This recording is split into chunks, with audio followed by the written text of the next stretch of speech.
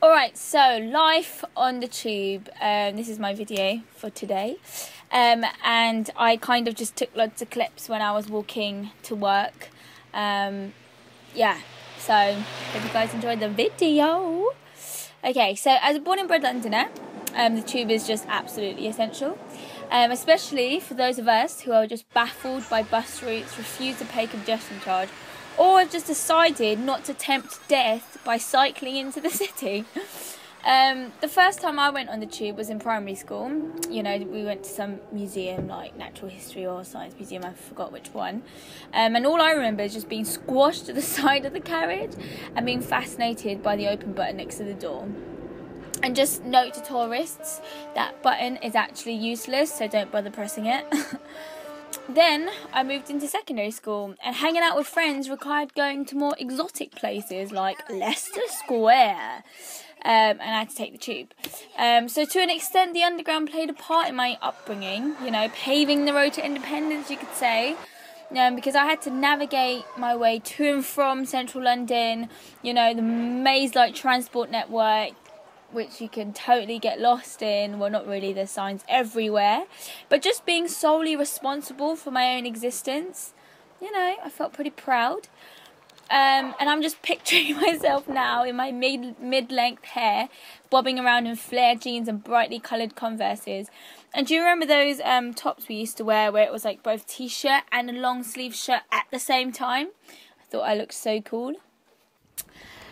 But yeah, so now I'm actually working in central London. The tube is absolutely, you know, it's just integral. And no longer is it a ride of excitement or a tool in developing my independence. The tube's kind of taken on a new form. An over-familiarised lover. The initial excitement has dissipated. The time spent together has eroded away all sense of adventure. And all that's left, you know, is a mutual silence. And when I say silence, I mean it quite literally. That is all I hear when I step onto the tube, as if a peak from my mouth would conjure up the most unwanted, awkward situation ever. And how do you act in such social situations where escape is literally not an option? You know, once that beeping noise sounds, that's it, man. You're in there for the next couple of minutes. And that's why I think the stakes are so high and people have just subscribed to silence as a means of coping, you know, in such a strange environment. And yeah, like, I've been called a social butterfly by my friends and stuff, and I actually enjoy speaking to strangers, even though the guy I met today like tried to chat me up, which was quite awkward. But yeah, but when I'm in the tube, you know, I'm ashamed to say I usually succumb to that same silence. And a mental panic typically precedes any decision I make to draw attention to myself. You know, I can take you through one of my frequent thoughts or streams of consciousness when I'm on the tube. Okay, so a relatively old lady steps onto the carriage, and I'm sitting down comfortably, you know, reading my newspaper or whatever, and then I think, okay, do I stand up and offer my seat?